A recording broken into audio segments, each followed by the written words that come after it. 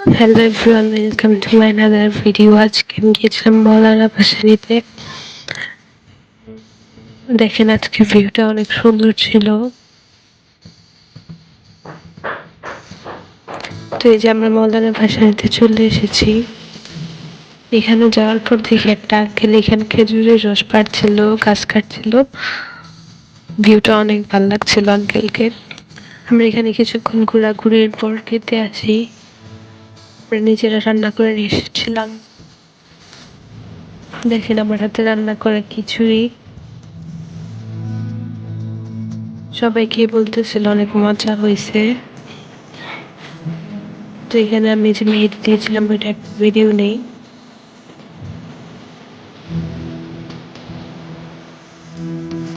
যে আমরা